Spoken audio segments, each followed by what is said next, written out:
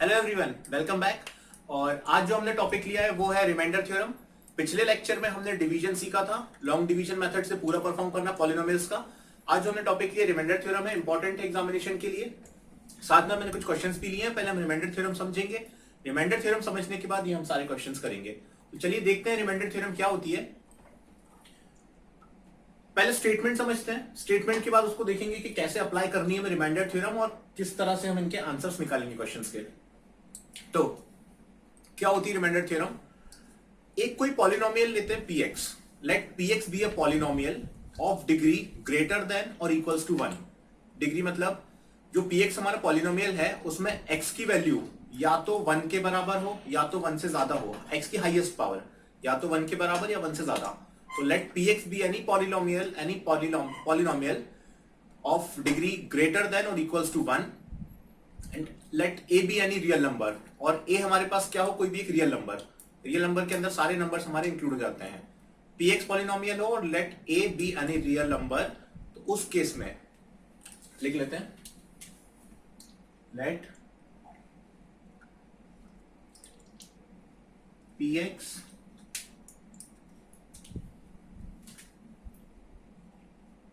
Be a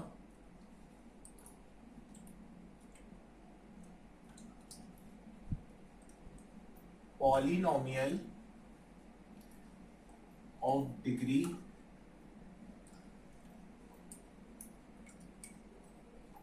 greater than or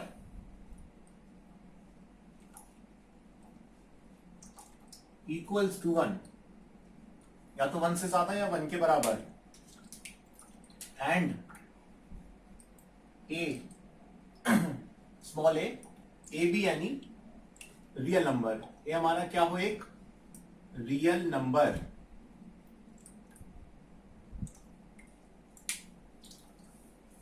polynomial px ले लिया हमने और a हमारा रियल नंबर हो गया। If px is divided by x minus a. इस px को मैं किससे डिवाइड कर रहा हूं, x माइनस ए से। ठीक है, इतना काम और किया मैंने। px को x माइनस ए से डिवाइड किया, देन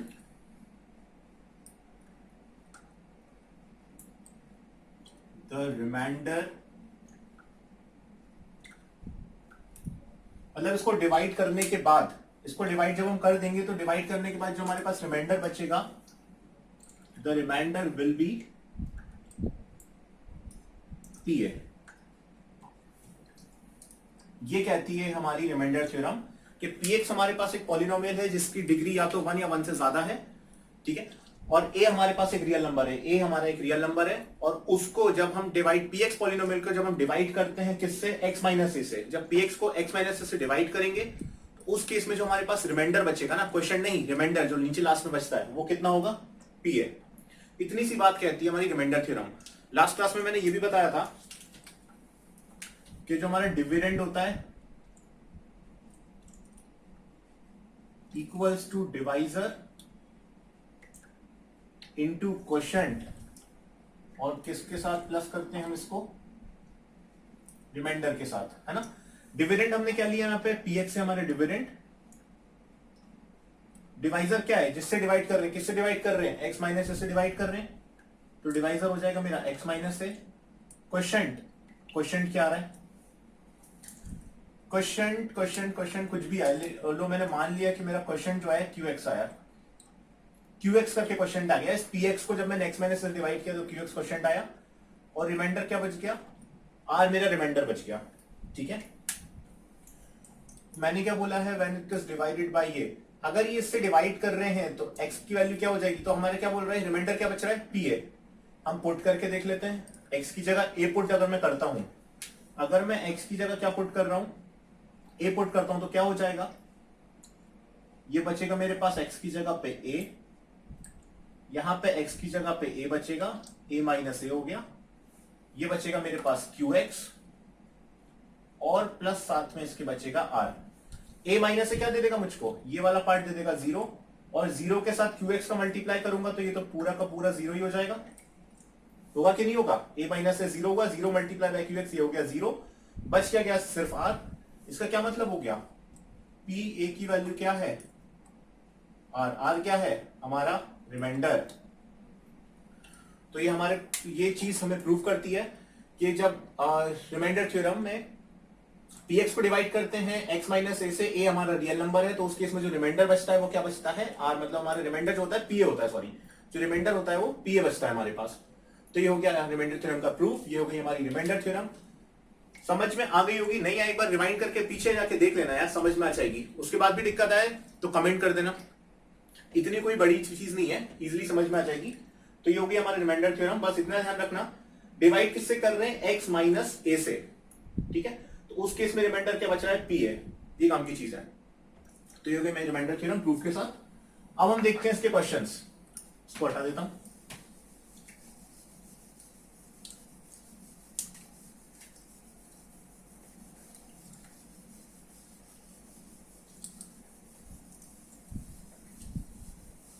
बस अगर इतनी सी बात समझ में आ गई है, थोड़ा सा एक्सप्लेन करूंगा, सारे के सारे क्वेश्चन खुद से कर लोगे, अपने आप होंगे, देखना। Find the remainder when this केव नंबर है, मतलब px गिवन है मुझको, फर्स्ट वाले का फर्स्ट ले रहे हैं हम पहले। px क्या गिवन है मुझको, x cube plus 3x square plus 3x plus 1। This is divided bye, इसको किससे डिवाइड कर रहे हैं पहले, x प्लस 1 से। किससे डिवाइड कर रहे हो, x प्लस 1 से डिवाइड कर रहे हो ना, ठीक है। तो यहां पे a क्या है, a निकाल लेते हैं। a निकालने के लिए रखा इसको इक्वल टू 0, x की वैल्यू क्या आई -1, 1 वहां प्लस में, इधर आके -1, a कितना हो गया -1। देखो जैसे यहां पे था ना, अब किससे डिवाइड कर रहे थे, अभी थोड़ा पहले चले जाते तो x माइनस ए से डिवाइड कर रहे थे, इक्वल टू 0 रखा था तो x क्या निकल के आया था, a माइनस में था, उधर आके प्लस हो गया था, तो x इक्वल टू a निकल के आया था। जब x इक्वल टू a निकल के आया था तो हम px की जगह पे क्या पुट कर रहे थे, pa, x की जगह पे हम a पुट कर रहे थे। सिमिलरली यहां पे हमारा x की जगह पे क्या निकल के आया, -1, तो हम x की जगह पे जो हमारा pxs में क्या पुट करेंगे, -1। तो जब हमने -1 पुट किया तो जहां जहां पर भी x है -1 हो जाएगा, ये हो जाएगा -1 का क्यूब प्लस 3, ये हो जाएगा -1 का स्क्वायर प्लस 3 इंटू में -1 हो जाएगा, और यहां बचेगा +1।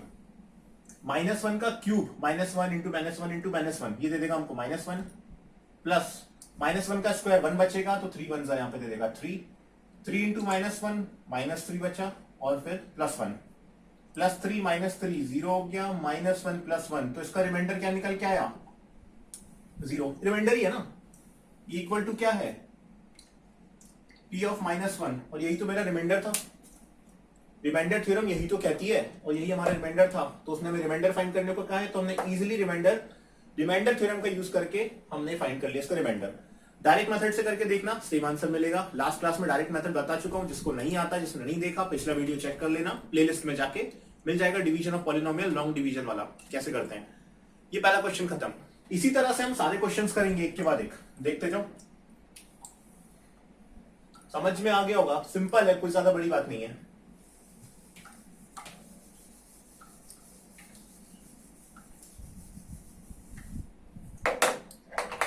अरे मैंने px मिटा दिया, चलो एक बार px फिर से लिख लेते हैं। ये लिखा है x cube plus 3x square plus 3x plus 1। अब वापस से सेकंड वाले क्वेश्चन में x माइनस 1 लेना है, किससे डिवाइड कर रहा हूं, x माइनस 1/2 से, इक्वल टू रखूंगा 0, तो x इक्वल टू क्या है, यहाँ पे -1/2 है, इक्वल टू रखूंगा तो ये हो जाएगा 1/2। x की जगह क्या पुट करना है मुझे, हर जगह 1/2, तो p ऑफ 1/2 कितना हो जाएगा, ये हो जाएगा 1/2 का होल क्यूब प्लस 3 1/2 का स्क्वायर प्लस 3, ये आएगा फिर से 1/2 और प्लस 1 बच जाएगा, इतना बचा। बस अब इसको निकाल लेंगे। 1/2 का होल क्यूब क्या हो जाएगा, 1/8, 1 का क्यूब 1, 2 का क्यूब 8 प्लस 3 इंटू 1 का स्क्वायर 1, 2 का स्क्वायर 4 प्लस 3 वन जा 3 अपॉन में लिखा है 2 और प्लस हो जाएगा 1। अभी कितना एलसीएम ले लूंगा इसका पूरे का, ले लेता हूं। देखो 2 का मल्टीप्लाई 2 का डिवाइड, 4 का मल्टीप्लाई 4 का डिवाइड, या तो ऐसे कर लो या पूरे का एलसीएम लेके कर लो। एलसीएम आ गया मेरे पास 8, ये अपॉन में, तो 8 का मल्टीप्लाई 8 का डिवाइड, बस इतना था। इसमें 8 का मल्टीप्लाई 8 का डिवाइड कर दिया, तो देखो 4 2 8, 8 हो गया, ये भी 8 है ये भी 8 है, तो मेरे पास नीचे बच गया 8। ऐसे कर लो या फिर एलसीएम लेके कर लो। अब नीचे 8 बचा है, ऊपर क्या बचा है, यहां बचा है 1 प्लस 3 इंटू 2, 3 2 6 यहां बचा है। थर्ड वाले की बात करें 4 3 का बचा है यहाँ पे 12, और लास्ट वाले की बात करें यहाँ पे एक्चुअल में क्या था, कंफ्यूज मत होना, ये था 1। मैंने क्या करा 8 का मल्टीप्लाई और 8 का डिवाइड, तो यहाँ पे डिवाइड में था 8, सब में 8, क्योंकि सबको बैलेंस करने के लिए मैंने यहाँ पे सब में 8 कर दिया डिनोमिनेटर में, तो मेरा 8 आ गया। ऊपर जो बचेगा वो ऊपर इजीली लिख लूंगा। एलसीएम लेके भी करोगे तो भी यही आएगा, 4 3 12 हो जाएगा, 8 1 हो जाएगा मेरे पास 8। ऐड करूंगा कितना हो जाएगा, 12 प्लस 8 20 हो गया, प्लस 6 26 प्लस 1 7, 27 अपॉन 8 मेरे इसका 0 आ गया, सॉरी रिमाइंडर आ गया। तो ये डायरेक्ट मैंने इस पे रिमाइंडर निकाल लिया। अब यहां पे आपका कैलकुलेशन देखना है कि आप कितना अच्छा कैलकुलेशन कर सकते हो। थर्ड वाला तो बहुत ही इजी है, सेकंड हो गया। थर्ड देखो x लिखा है, x के साथ क्या है, x के साथ प्लस 0 कर दूं और इसको इक्वल टू 0 रखता हूं, तो इस केस में x इक्वल टू क्या आ जाएगा 0। थर्ड वाले पार्ट में x इक्वल टू 0, मतलब x इक्वल टू 0 रखूंगा इस पूरे में, ये भी 0 हो जाएगा, 3 इंटू 0 ये भी 0 ये भी 0, तो आंसर क्या बचेगा मेरे पास, सिर्फ 1 बचेगा। तो थर्ड वाले का आंसर डायरेक्ट हमने बता दिया क्या हो जाएगा, 1 हो जाएगा। फोर्थ वाला देखो,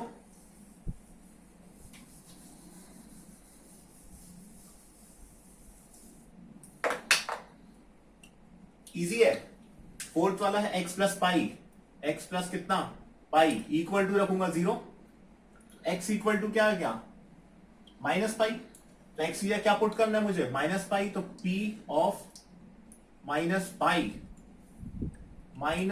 पाई का क्या होल क्यूब प्लस 3 का यहां पे minus pi square plus 3 into pi plus 1, यही होगा। अब क्या होगा इसका रिमाइंडर, माइनस पाई का क्यूब, अच्छा पाई माइनस पाई का क्यूब तो माइनस पाई क्यूब ही बचेगा, माइनस का मल्टीप्लाई 3 टाइम्स, तो माइनस पाई का क्यूब पाई क्यूब, क्योंकि उसने कहीं पर भी नहीं लिखा हमको कि पाई की वैल्यू कुछ लिखनी है, सिर्फ पाई लिखा है तो हम सिर्फ पाई लिख के काम करेंगे। पाई माइनस पाई का स्क्वायर हो जाएगा पाई, तो 3 पाई स्क्वायर, ये होगा 3 पाई और प्लस 1। अभी आगे सॉल्व हो रहा है क्या, क्यूब वाले टर्म है या स्क्वायर वाले टर्म है, ये 1 वाले टर्म है, तो ये तो आगे सॉल्व नहीं हो रहा, तो हमारा यही आंसर हो जाएगा, इस वाले का आंसर तो यही हो जाएगा, इसके आगे सॉल्व ही नहीं हो रहा वो। लास्ट वाला और देख लेते हैं। तो फोर्थ वाले का आंसर हमारा ये हो गया, ये पूरा का पूरा इसका रिमाइंडर कहलाएगा, क्योंकि हमने पाई की वैल्यू उसने पूछी नहीं है, पूछता तो हम पाई रख के फिर सॉल्व करते तो भी कुछ ना कुछ कांस्टेंट वैल्यू आती।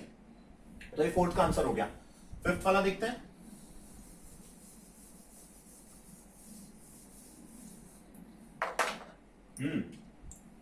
क्या बोल रहा है fifth, 5 plus 2x, 5 plus 2x लिख लो या फिर इसको 2x प्लस 5 लिख लो, इक्वल टू रख दिया 0।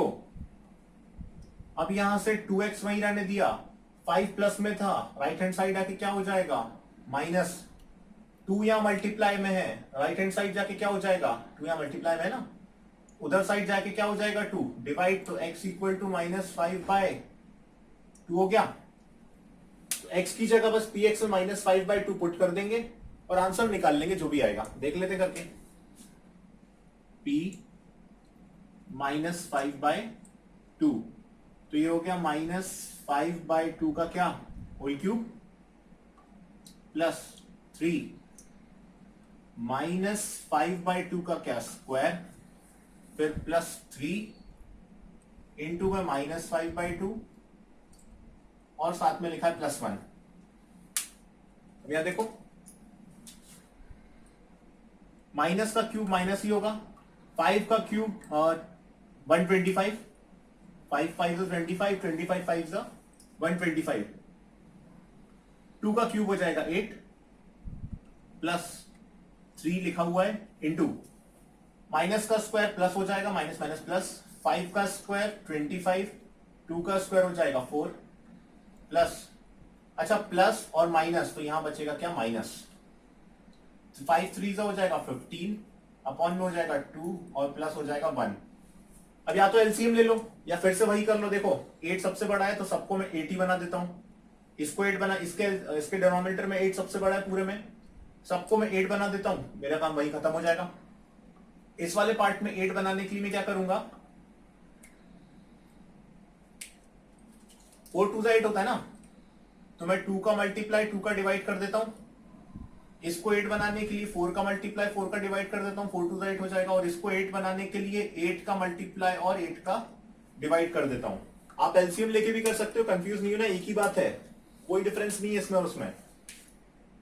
तो मेरे पास एलसीएम कितना आ गया, यहां देखो 8 बचेगा, 4 2 8 4 2 8 8 बचा नीचे, ये कितना है -125 लिख दिया, प्लस, हाँ प्लस ही लगेगा। अब देखो 25 2 50 हो गया, 50 इंटू 3 150 हो जाएगा, ठीक है। फिर यह माइनस है तो माइनस लगाऊंगा, 15 4 कितना होता है 60 हो जाएगा, और प्लस 1 8 तो ये 8 रहेगा। अब इसको सॉल्व करना है, डिवाइड में तो 8 है। अब यहां देखो सिंपल है, ज्यादा कुछ नहीं है, 150 और 125 माइनस करूंगा तो कितना बचेगा 25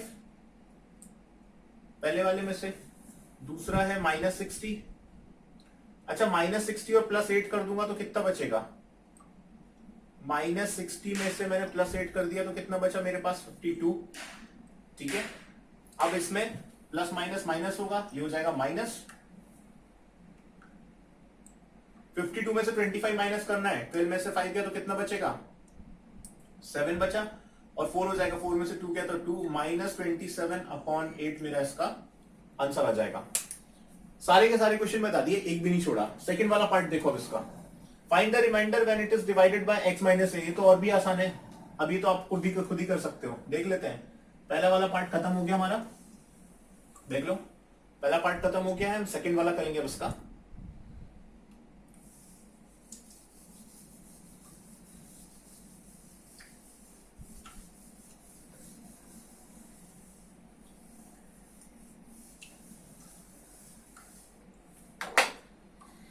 हाँ जी, सेकंड क्या बोल रहा है, find the remainder when this px की वैल्यू क्या लिखी इस बार, x cube minus ax square plus 6x minus a, किससे डिवाइड कर रहे हो, x माइनस a से, इक्वल टू 0 रखोगे, x इक्वल टू निकल के आ जाएगा a, तो पूरे में x की जगह पे क्या पुट कर दो, बस a हो गया, क्वेश्चन खत्म। हमें रिमाइंडर निकालना था, आ गया हमारा रिमाइंडर, तो बस pa निकाल लेना है, ये हो जाएगा a क्यूब माइनस a था पहले से ही, a स्क्वायर हो जाएगा प्लस 6a और बचेगा माइनस a। इसको सॉल्व करते हैं, a cube a into A square, ये हो जाएगा a cube plus 6a minus a, कुछ नहीं है मतलब 1 है, 6a माइनस 1 है 5 है, a cube minus a cube ये कट जाएगा, 0 बोल देगा, मतलब मेरा आंसर क्या आ गया, सिर्फ 5 है। तो पीए की वैल्यू मेरी कितनी है इस केस में, रिमाइंडर क्या बचा मेरे पास 5 है, मेरा आंसर हो गया। लास्ट वाला क्वेश्चन है, लास्ट वाला और देख लो, खत्म करेंगे फिर रिमाइंडर थ्योरम।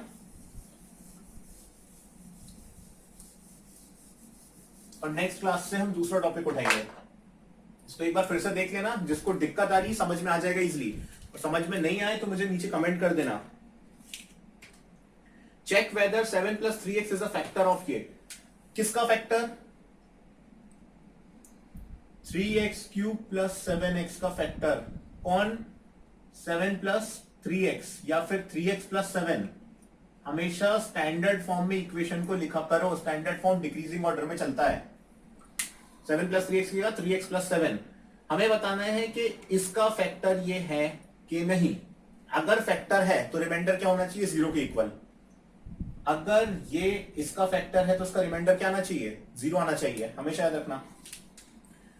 जब डिवाइजर डिविडेंड का फैक्टर होगा, कब होगा, डिवाइजर डिविडेंड अगर रिमाइंडर 0 आएगा, रिमाइंडर 0 आएगा तो दो बातें होती हैं, रिमाइंडर 0 है तो डिवाइजर डिविडेंड का फैक्टर कहलाएगा, साथ ही साथ डिविडेंड डिवाइजर का मल्टीपल कहलाएगा, दोनों साथ होती हैं।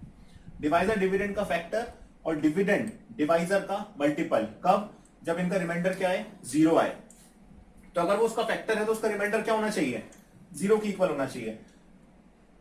इसको इक्वल टू 0 रखा, यहां से x की वैल्यू निकाल लेते हैं, कितनी आएगी, 7 या प्लस में उधर साइड जाएगा तो क्या हो जाएगा, माइनस का, 3 इधर मल्टीप्लाई में है, इधर आ जाएगा तो क्या हो जाएगा, डिवाइड। x की वैल्यू निकाल ली, ये मेरा px है। अब यूजिंग रिमाइंडर थ्योरम हम इस x की वैल्यू को px में पुट कर देते हैं। अगर px 0 आ गया मतलब कि वो उसका फैक्टर है, अदरवाइज नहीं है, क्योंकि ये क्या होता है, इसको जब उसमें पुट करते हैं तो क्या वैल्यू, रिमाइंडर ही तो निकल के आता है ना। रिमाइंडर थ्योरम से हमने यही सीखा है, जो हमारा डिवाइजर होता है उसमें x निकाला, हमारे px में पुट करा, उसका जो आंसर आएगा अगर 0 है मतलब जो भी उसका आंसर आता है वो रिमाइंडर होता है, और इस केस में अगर रिमाइंडर 0 आ गया मतलब उसका फैक्टर है। तो p -7/3 रखूंगा, देखो क्या हो जाएगा, 3 इंटू -7/3 का क्यूब प्लस 7 इंटू -7/3। इसको सॉल्व कर लेते हैं। 3 मेरे पास लिखा हुआ है, -7 का क्यूब कितना हो जाएगा, 7 इंटू फिर से -7 इंटू फिर से -7 अपॉन में 3 का क्यूब 3 और फिर से 3, यहां पे प्लस लिया 7 इंटू -7 अपॉन में 3, बस एक 3 कट गया, कितना बच गया, क्या 0 आ रहा है, दिख रहा है क्या 0 आता हुआ, देखो यहां पे क्या बचेगा, minus plus minus minus minus plus plus minus, minus का कितना बचेगा, ये हो जाएगा 49 इंटू 7 अपॉन में बचेगा ये 9 और प्लस 7 7 जा माइनस का -49 अपॉन 3 बच गया। यहां से अगर मैं 7 हटा भी देता हूं पूरे में से कॉमन लेके तब भी 0 नहीं आ रहा है, this is not equal to 0। Solve करके देख लेना, वो 0 है ही नहीं। तो अगर 0 नहीं है मतलब कि उसका फैक्टर नहीं है, तो इसका आंसर हो गया hence p -7/3 is not equals to 0, therefore 3x + 7 या 7 + 3x is not the factor of this. खत्म हो गया क्वेश्चन। तो ये क्वेश्चंस थे जो हमारी एनसीईआरटी में गिवन थे, एक्सरसाइज उठा के देख लेना, सारे क्वेश्चंस कवर करवा दिए हैं, खुद से एक बार प्रैक्टिस करके देखना और एक्स्ट्रा क्वेश्चंस भी करने की कोशिश करना।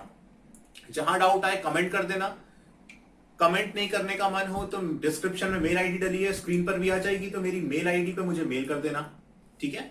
2 तरीके से मुझसे बात कर सकते हो, तो मैं आपके कमेंट्स का रिप्लाई दूंगा, आपके डाउट्स क्लियर करूंगा, और भी कोई डाउट हो तो वो भी पूछ लेना। आगे अपने फ्रेंड्स को शेयर कर देना, मेरा वीडियो लाइक कर देना पसंद आया हो तो, और चैनल को सब्सक्राइब भी कर लेना। मिलते हैं नेक्स्ट वीडियो में जिसमें हम चालू करने वाले हैं फैक्टर थ्योरम। तब तक के लिए प्रैक्टिस करते रहो। Good bye.